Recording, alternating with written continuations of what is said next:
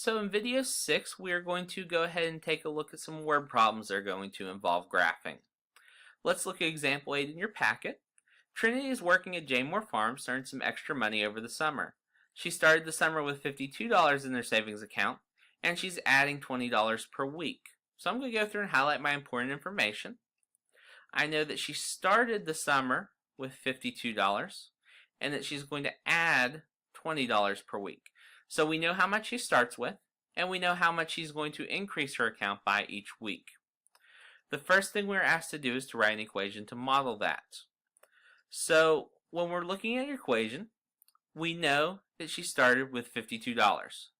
That's the least amount of money that she can have in her account because we know that she has that when she starts. Now she's adding money, so we're going to put plus, and she's adding $20 every week. We don't know how many weeks that she's going to be doing this for, but if you remember in math, anytime we don't know exactly how many times we're doing something, we're going to use a variable. Since we're graphing, I'm going to use x.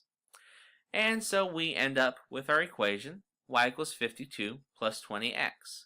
Now if you remember, we like our equations to be in slope-intercept form, and if you remember, the way we add things does not make a difference if we switch the order. So I'm just going to flip this around so it looks a little bit more like our slope-intercept form. Now remember, our b is going to be our y-intercept, or our starting point. So that's going to be the very first point I draw on this line when I'm trying to answer problem b, graph the line that represents your equation. Now it's always important to pay attention to the scales of your graph. If you notice, from left to right we're only counting by 1, but going up and down we're counting by tens. Now I don't see 52 specifically labeled on here. I do know though that 52 is between 50 and 60. Now using logic, we know that it's going to be closer to 50 than it is 60, so I'm going to put my dot just a little bit above 50. Alright, next we need to look at our slope, the m value.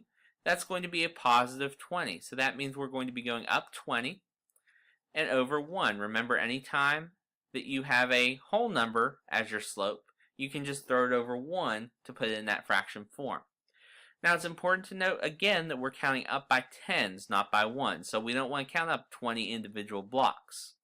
We're counting by tens, so we're going to go up 10, and then up 10 more, so that we've gone 20, and then over 1. We're going to go up 20 more, and over 1 again, and up 20 more, and over 1 more time. The next thing we need to do is connect the dots. Now this is a real world problem, so we do have to think about any constraints that we might have. We do know that $52 is the least amount of money she can have in her account if she's following this equation, because we know that she starts with that $52 in her account. She's not going to have any less than that. So instead of an arrow on that side, we're actually going to use a closed dot. But we don't know how many weeks until she stops. She could go on and do this every week for the rest of her life.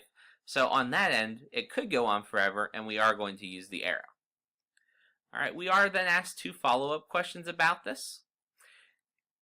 In the context of this problem, we want to know what the y-intercept represents.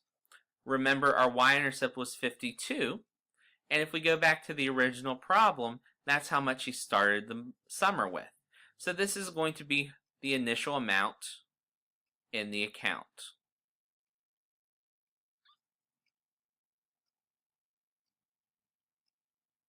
And then we're asked, in the context of this problem, what does the slope represent? Remember, our slope was 20. If we go back and connect it to the words in the original problem, that's how much money she was adding to her account per week. So that means that our slope is going to represent that she adds $20 to her account every week.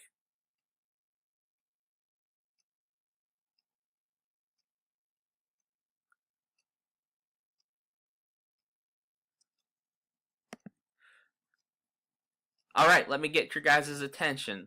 This is a long lesson. This wraps up everything on graphing a regular equation on the coordinate plane. I want you guys to go ahead and stop right now with the videos. Go ahead to your practice, do the first section of your practice, and then come back for video 7.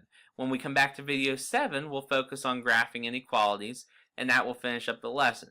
We want to make sure you have it down solid graphing on the coordinate plane before we graph inequalities, so go ahead and make sure you have that down. Do the practice. We'll be here for video 7 when you get done.